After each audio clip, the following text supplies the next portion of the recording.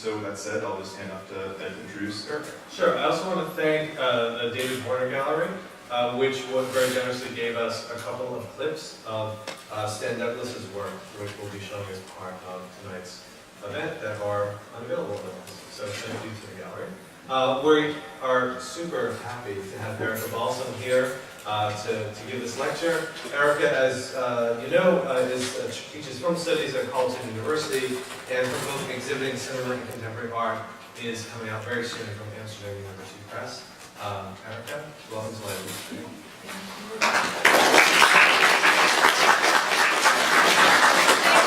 Thanks for coming, everyone. And thanks to Thomas and Ed for inviting me. I'm going to start with a kind of banal statement, and that's that large sums of money tend to really fascinate people, especially when they're exchanged for objects that fall more or less outside the normal metrics of value. So this fascination pervades not all but much of the writing on the contemporary art market. We can think of the title of Don Thompson's book, the $12 million stuffed shark, as capturing one variety of this fascination, which I think of as able to be summed up in an unarticulated question that pervades that book and a lot of writing like it, which is, he paid how much for what? There's a sequel to that book coming out soon, by the way. There's kind of a complex structure feeling behind that question of he paid how much for what. It blends together a kind of envy of wealth with a populism akin to my kid could paint that. It professes some interest in art while returning aesthetic experience to the more vulgar domain of commodity exchange that it so often wants to disavow. So in this respect, it's slightly different, but not altogether unlike the endless parade of auction reports that masquerade as news, but end up being more like PR for the auction houses themselves and also for some of the dealers who represent these artists sold when their work is sold on the primary market. And then, of course, there's the market boosterism of the how-to handbooks written for aspiring collectors. So tonight I'll be talking about the contemporary art market and in particular about the place of film and video on it. But my aim is to shelve this variety of fascination a little bit. I'm also, though, going to be moving away from a determinedly anti-market position that pits creativity against sellouts just looking to get paid. Instead, I'd like to think historically about how and why the moving image has recently gone from something that possessed no real market value whatsoever to something that does have an increasing market viability, provided at least that it's sold in contractually guaranteed limited editions. Editioning is an increasingly prevalent model for the sale of moving image art, and it's one that's increasingly encroaching upon the rental model that had dominated for a very long time, and also on the sale of uneditioned work. So like it or not, and there are definitely many, many people who do not, editioning very much deserves our attention. Its history demands to be thought through in order to help us consider what its drawbacks might be, but also what its benefits might be. I think distribution gets talked about a lot less than both production and reception, but it is the thing that connects the two. Maybe it's because distribution is often thought of as being a little bit of a dry topic, but it's a very important one, so hopefully I won't be too dry. First of all, a note on precisely what an edition is when we're dealing with film and video. So in the case of a video edition, the collector will normally receive an archival master, which at this point is often digibeta, exhibition copies in current format, digital files, and a signed and numbered certificate of authenticity. There will be a contract specifying rights to exhibition, duplication, and format shifting. In the case of film, slightly different, but more or less the same. Often the collector will acquire a master in the form of an internegative, though not always. Often a number of prints, often a digital preview copy of the work, and again, a signed and numbered certificate of authenticity, about which I'll say more later. And again, a contract specifying the rights to exhibition, duplication, and format shifting. In some cases, The technological support that's used to display the work is also supplied, but that's quite rare. Editions also sometimes include ancillary materials like still photographs or sculptural packaging, though quite often these are actually sold separately from the edition, as we'll see with the example of Stan Douglas later. So one thing that's really important to keep in mind about film and video editions is that when one buys an edition, one purchases a rather curious combination of rights, content, and sometimes technical support, the specifics of which are all regulated by the contract. So you're not just buying an object, right? It's a bundle of rights and permissions. So this can make the accession of film and video into a museum collection distinctly more complicated than is often the case with more traditional artworks. Though moving image media do possess a kind of objecthood, there often is a thing that is bought. What's for sale is less the object per se than this bundle of rights and permissions. It's about responsibilities concerning the guardianship of the work and the exhibition of the work over time. So, the limited edition existed long before artists began to use film and video as a medium, but its invention is curiously contemporaneous with the invention of the cinema itself.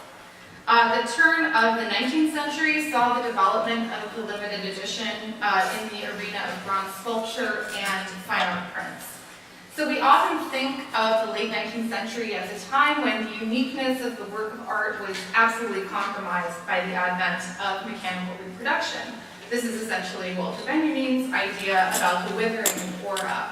But the invention of the limited edition in the late 19th century actually tells us a slightly different narrative. Until the late 19th century, the number of castings of a bronze sculpture, for example, was unrestricted. The artist would make as many as he was able to sell, or until the mold began to degrade. It's only as images began to circulate and be reproduced like never before that we get the development of the convention of numbering these prints as 1 out of 3 or 2 out of 3, which is the convention used to number editions today. So here, the desire for originality is produced out of a climate of reproducibility, rather than reproducibility coming along to threaten uniqueness. So it's amidst the new threat of the copy of endlessly reproducible images that originality took on the status that it more or less maintains today, even after decades and decades of vanguard assaults on its hegemony. So the limited edition was a late 19th century, early 20th century invention that tried to rescue compound arts like bronze sculpture or lithography from succumbing to the status of mere copies in a new economy of desire that increasingly privileged uniqueness. So if the moving image were ever going to be viable on that market, it too would have to be brought in line with those values. And this is precisely what Julian Levy tried to do in the early 1930s. Levy is primarily known as the New York dealer that represented the Surrealists. Like them, he had a passion for cinema and also for challenging what might count as a work of art. So in his memoir, he wrote, "As a part of my program to promote camera work as an art, I hope to be able to sell short films in limited editions to collectors. I had formed a collection of films reprinted on 16mm stock with two purposes in mind. Films conceived by such important painters as Duchamp, Leger, or Dali should command much the same value as a canvas from their hand. And if a collector's market could be organized, I thought to persuade other painters to experiment in this medium." So Levy tried to promote this venture, but there's no record that he actually succeeded in selling a single print. And in his memoirs, he talks about how difficult it was for him to sell photographs at his gallery, which he also tried to do. He had a very hard time convincing people that photographs could be sold and collected as art, and instead he paid the bills at his gallery by selling, of course, painting. So if photographs were a stretch, we can see how almost impossible it would be to sell film, because photography, like film, is a reproducible medium, but at least you can put it on the wall, right, in a way that you can't with film. So it might have been a long shot for Levy to try an edition film, but today, of course, it's far from a long shot. It's very much a standard practice. So the valorization of film and video on the art market is inextricable from this artificial imposition of scarcity, whereby the reproducibility of film and video is reined in. Mechanical reproduction once challenged the economy of uniqueness that prevails in artistic production. But here we have a wholesale recuperation of film and video into that economy that they once compromised, maybe. So for some, this represents a total betrayal, right? It's a total betrayal of the specific qualities, the medium-specific qualities of film and video, and also of the hopes for democratization and access that they embody. But for other people, this is absolutely the only way that film and video will be taken seriously as artistic media, and the only way that film and video makers can actually make a living off of their work. So the question is, how did we get from Levy's inability to sell film, even though he wanted to our present? There have been a lot of attempts over these decades to sell film and video as art objects, but despite their spread out in time and also in geographical location, they have something very much in common, and that is that they were all failures. Of a sort.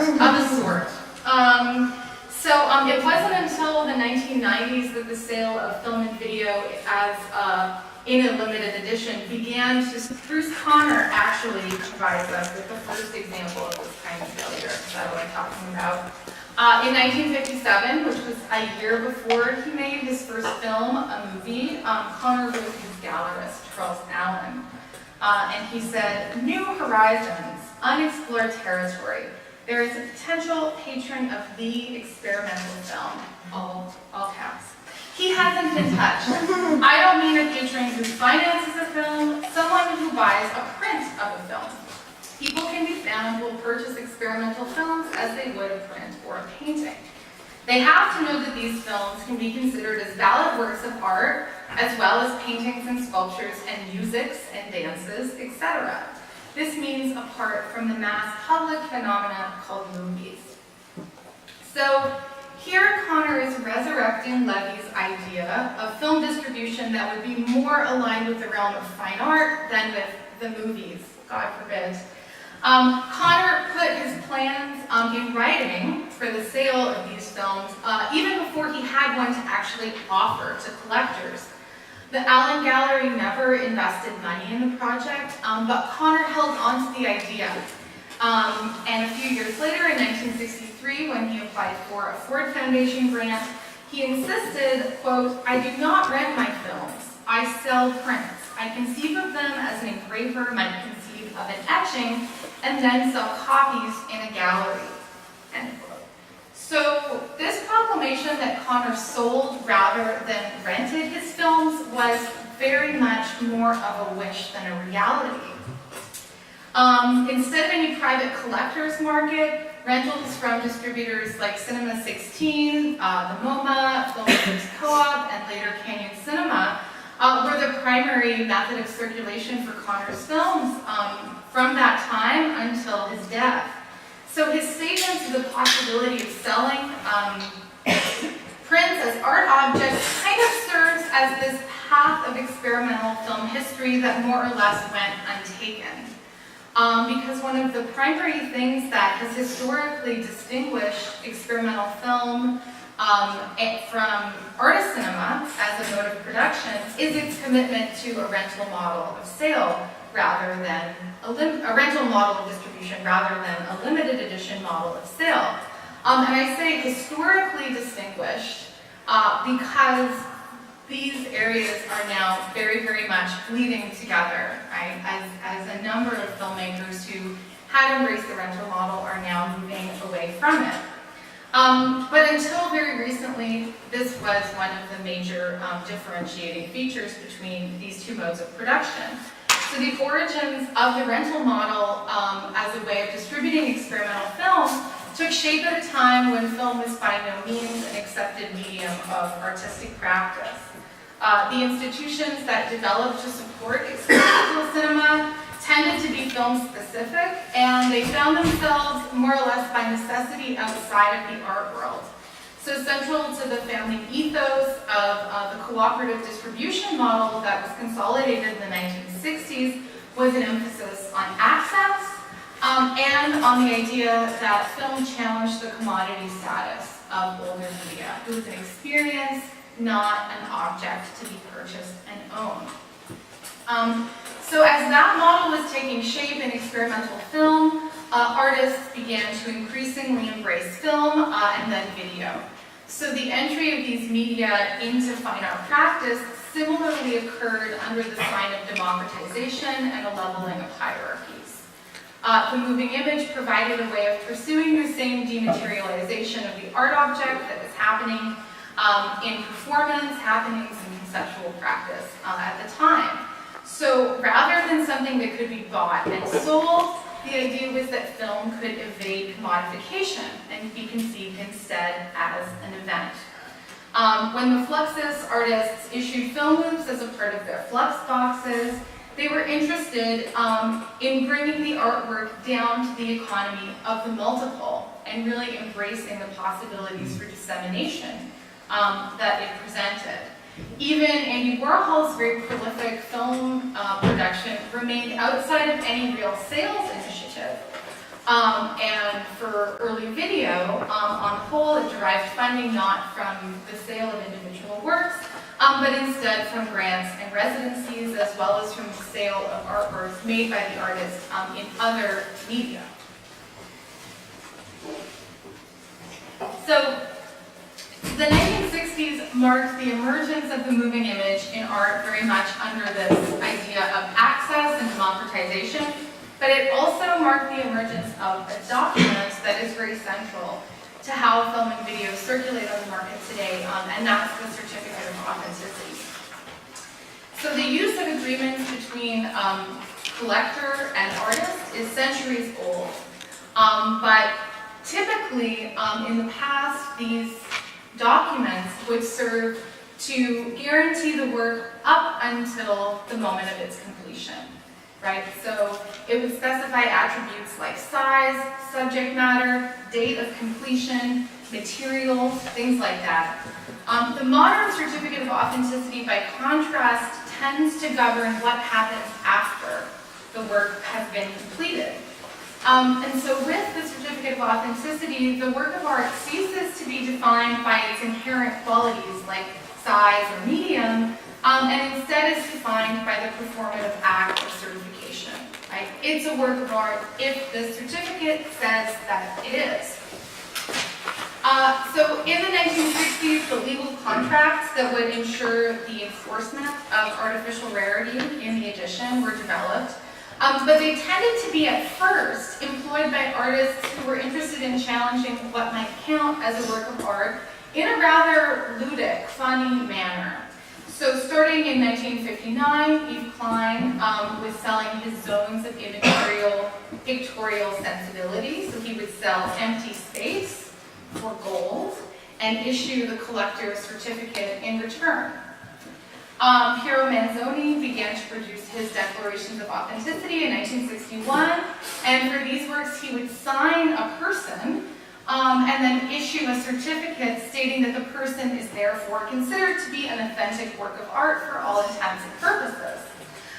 So in the early 1960s, the certificate is closely aligned with a rethinking of artistic authorship and objecthood.